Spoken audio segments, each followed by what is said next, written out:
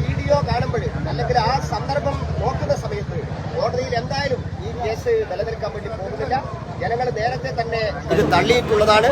അതുകൊണ്ട് പ്രശസ്തന്മാർക്കെതിരായിട്ട് അല്ലെങ്കിൽ രാഷ്ട്രീയ വിരോധം തീർക്കുന്നതിന് വേണ്ടിയിട്ട് സ്ത്രീ സുരക്ഷാ നിയമങ്ങളെ ദുരുപയോഗപ്പെടുത്താനുള്ള ശ്രമമാണ് ഇതിന്റെ പിന്നിലുള്ളത്.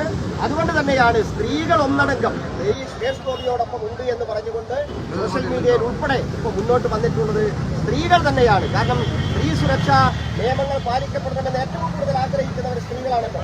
ആ സ്ത്രീകൾ തന്നെയാണ് ഇത് തള്ളിക്കളഞ്ഞുകൊണ്ട് ഇപ്പോൾ മുന്നോട്ട് വന്നിട്ടുള്ളത്.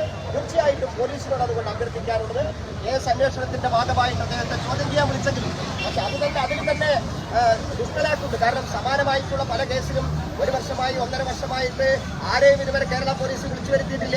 മാധ്യമപ്രവർത്തകർ തന്നെ കൊടുത്ത കേസിൽ KUWJ-യുടെ സംസ്ഥാന ജനറൽ സെക്രട്ടറിക്കെതിരായിട്ട് ആരോപണമുണ്ട്, പരാതിയുണ്ട്, FIR ഉണ്ട്. അദ്ദേഹത്തെ ഒരു തവണ പോലും ചോദ്യം ചെയ്യാൻ വേണ്ടി വിളിച്ചിട്ടില്ല. പക്ഷേ സുരേഷ് ഗോപിയെ പോലുള്ള ഒരാളെ 15 ദിവസത്തിനുള്ളിൽ ഈ പോലീസ് സ്റ്റേഷനിലേക്ക് വിളിച്ചു വരുത്തുകയാണ്. പക്ഷെ അദ്ദേഹം അത് സർവാത്മന സ്വീകരിച്ചുകൊണ്ട് ബാക്കി എല്ലാ തിരക്കുകളും മാറ്റിവെച്ചുകൊണ്ട് ആ നിയമത്തിന് വിധേയമായിട്ട് മുന്നോട്ട് വരികയാണ്. നേരത്തെ ഈ മാധ്യമപ്രവർത്തകർക്ക് പരാതിയുണ്ട് എന്ന് പറഞ്ഞപ്പോൾ തന്നെ അദ്ദേഹം പൊതുസമൂഹത്തിന്റെ മുമ്പിൽ വന്ന് മാപ്പ് പറയാൻ തയ്യാറായിട്ടുള്ള ആളാണ്. അതുകൊണ്ട് ആ പച്ചയായ